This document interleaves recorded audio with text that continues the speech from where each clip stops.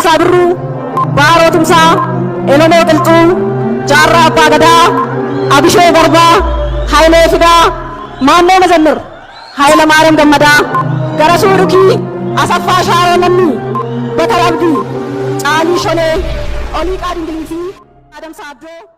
Mumichi Ministera Abiy Ahmed bara Ango dabalameef isa jaaffaa har'a jalqabeera. Manni maree bakka bu'oota uummataa fi manni maree federeeshinii walgahii ramaddii gaggeessaa jiru. TPLF immoo miseensota isaa mana maree lamaan keessaa baasuusaa beeksiseera. Gabaasa qabna. Sanbataaf dilbata darbe ayyaanni irreechaa haala ammaan dura hin baratamneen namoota muraasaan kabajameera. Oduu boodatti deebina. Kanneeniif kabiroodhaaf haga xumura sagantaa keenyatti nu waliin turaa jenna dhaggeeffattoota keenya. Pirooduusariin tamsaasa har'aa Biraanaa Iluu, tamsaasa intarneetiif miidiyaa hawaasummaa kan qindeessitu immoo Tigisti Gammeetii. Oduuf gara soraatti deebina. Irreechi hora Finfinnee sanbata dabre Finfinnee Dololloo buddeenaa tulfeessan. Koronaa jedhanii nama hedduutti seenuu dhoowwan jedhan. Fuula hedduu magaalaa Finfinneetti poolisiin warra wayaa aadaa naqate addabaabaayii fuula tokkotti walitti qabdee teessifte jedhan. Hora sadii Bishooftuulleetti nama haga tokko qofatti irreechi ulfeeffate. Warri seenulleen waraqaatti seenaniin kan mootummaan kenneefiin seena. Warri sun hin qabne ammoo magaalum Finfinneetu yaadun seenne qarqarra rararan.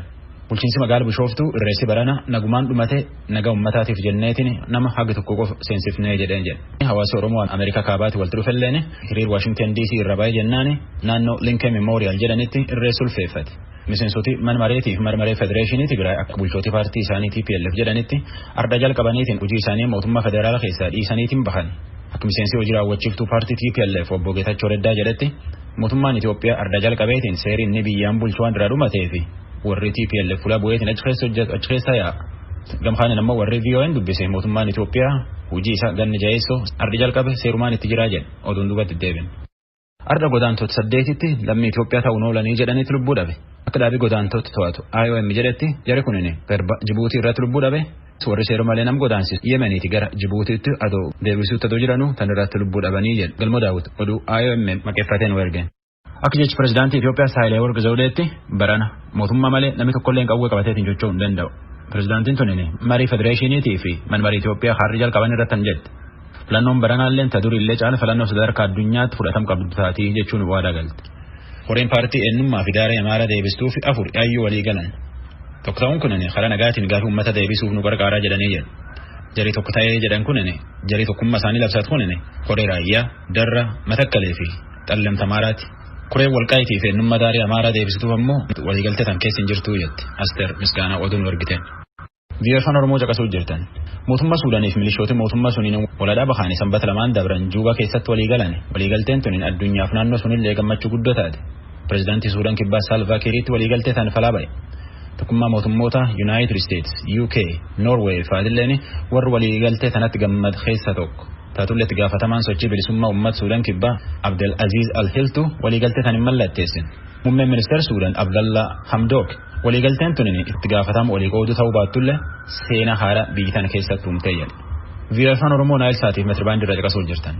Akka itti gaafatamaan hojjettoota bulchiinsa mootummaa Ameerikaa White House Mark Meadows jedhetti pirezidaantii Trump dhibee koronaa kan irratti dooktorootii wallaanuun jiranii arda gar guyyaa gula hospitaala ba'uun oolu jennee abdannaa jedhe. Ganafaan pirezidaantii wal dubbanne edallee akka dansaa bule hojii fiitti deebi'uuf furfoo jiraa jedhee jedhe Meadows. Trump oduu dansaa doktoroota irraa dhagaa'uu jiraa jedheetiin kalee Twitter irratti barreesse asitti kalee hospitaalitti wallaanuu jiran Walter Reed keessa makiinaan gad baasaniitiin warra alaabaa argufa gammachuunis simachuu jiru makiina keessa taa'eetiin dubbisee dabre. Pirezidaantii Trump namoonni 74 dhiyoo tana isaaf jaartii isaa Melania Trump irratti vaayirasii koronaa arganii wallaanuun jiran. Addunyaa irratti nam miliyoon 35 caalu irratti vaayirasii koronaa argan akka oduu Yuunivarsiitii Ameerikaa Johns Hopkins irraa argannetti nam miliyoon 1 olii tanaan lubbuu dhabe. Awurooppaa keessaa biyyiitti akka hamaa jirtu Britain nam 500 caal gaa'uu jira namni dhibu kanaan irra qaban 42 caalatti tanaan kanaan lubbuu irra dhabe. Addunyaa keessaa shaneessoo jirti. Ameerikaan tokkeessoo. Britain halee qof nama 22 fi 961 irratti vaayirasii koronaa argan. Addunyaan qorsa hojjechuu jiran abdachuu jirti. Yoo qorsi argamuu jiraa jedhaniitiin abdataniitiin tanuma jidduutti akkuma durii kaanitti deebi'anii qorsi argamu kun namtu holga'uu hin danda'u jedhu bulchootii British. Oduu ispoortii dabarra.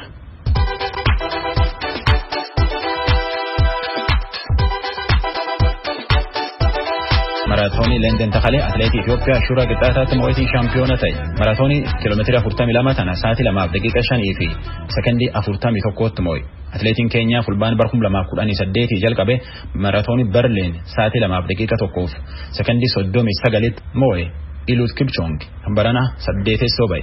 Namni Shuraa taaneetiin lammeessoo ba'e atileetii Keenyaa Vincent Kipchumbaati.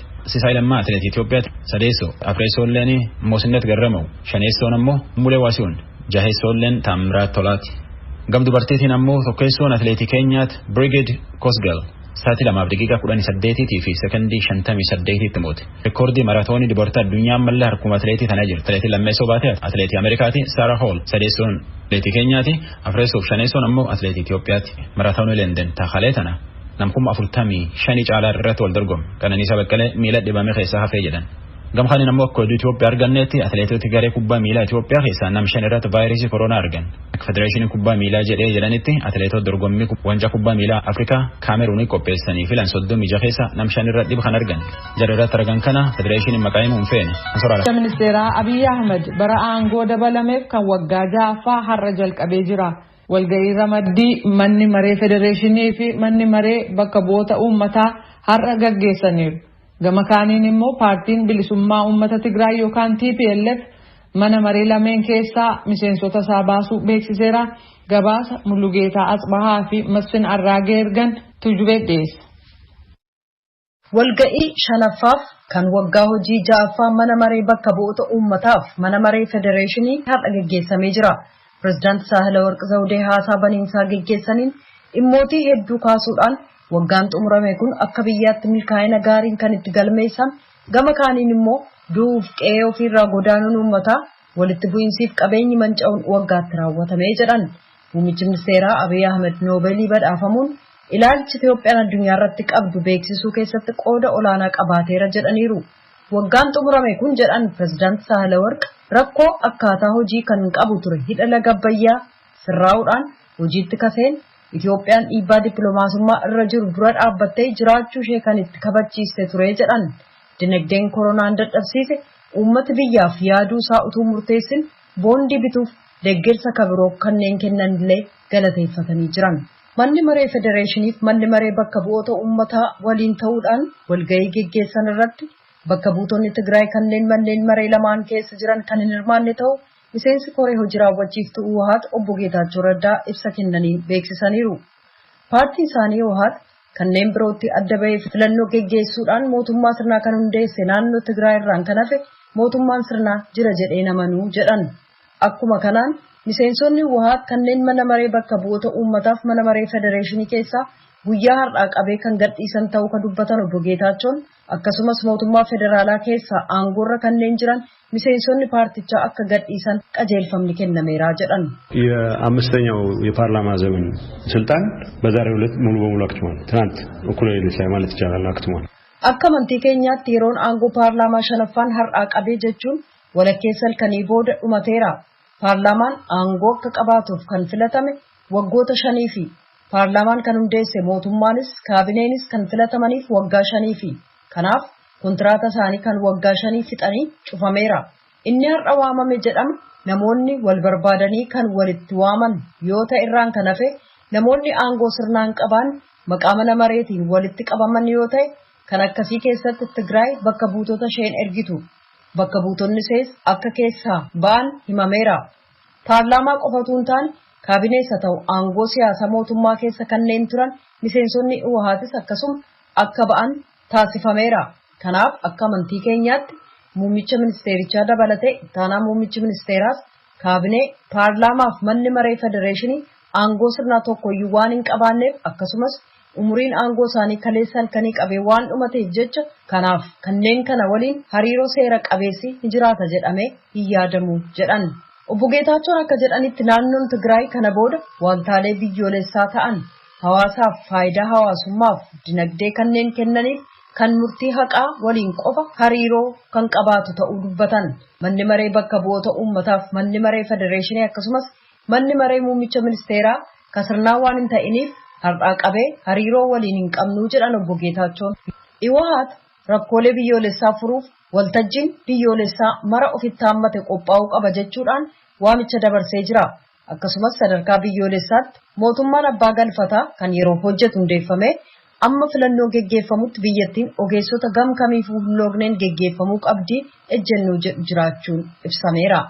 Afaan yaa'iin mana maree federeeshinii Adam Faaraa waxabajjii 3 bara 2012 manni maree bakka bu'oota uummataa haala heerri eeyyamu hordofee yeroo filannoo dheeressee jira jedhan. Haa ta'u malee gareeleen heeraaf hin ajajamnee fi gareeleen nagaan barbaanne hojii uummata afaan faajjessu hojjetaa jiru jedhan. Kanneen keessaa tokko naannoo Tigraay ta'uu kan ibsan obbo Adam Faaraa sochii hamma har'aatti godheen naannoon sun heera biyyaa balaarra buuseera jedhan. Filannoo raawwachiisuun hojii boordii filannoo ta'eetu jiru adeemsa faallaa heeraa ta'een boordii filannoo hundeessuudhaan qofaatti bahee filannoo geggeessee jedhaniiru. ይህ ህገ መንግስታዊ የሆነ ምርጫ ህጋዊ መንግስትን ሊወልድ አይችልም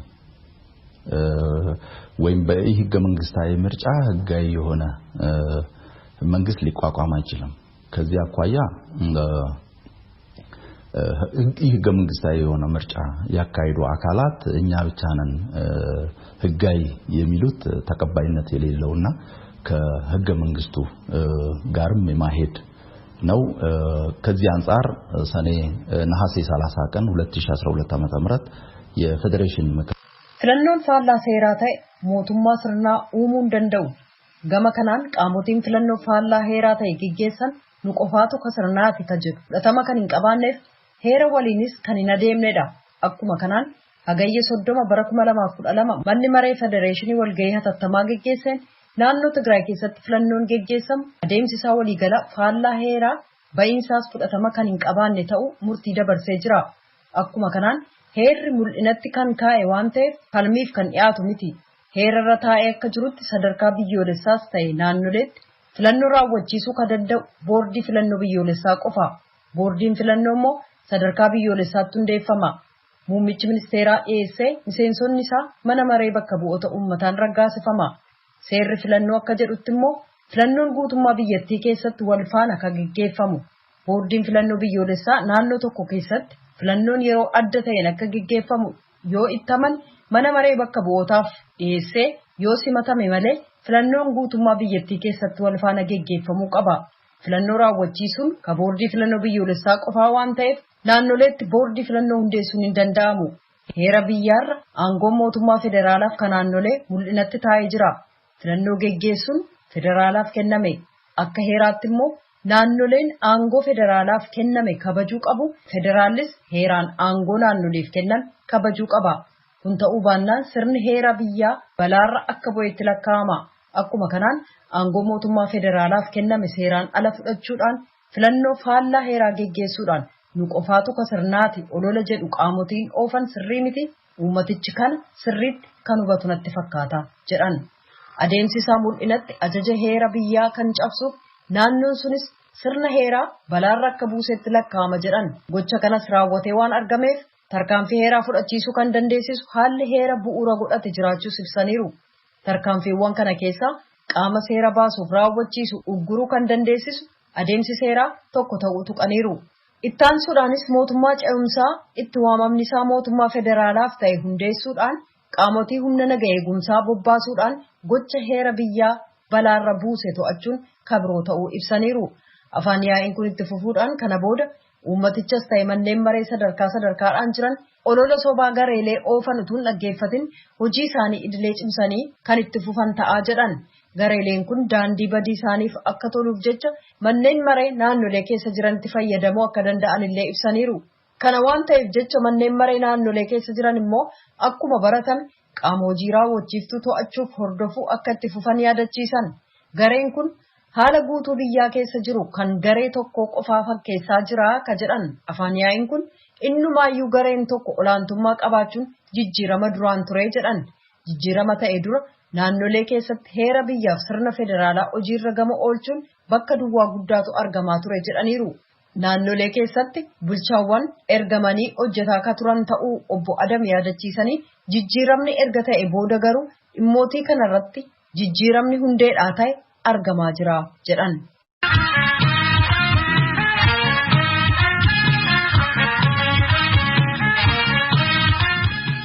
Kan dhaggeeffataa jirtan raadiyoo sagalee Ameerikaa sagantaa afaan Oromooti.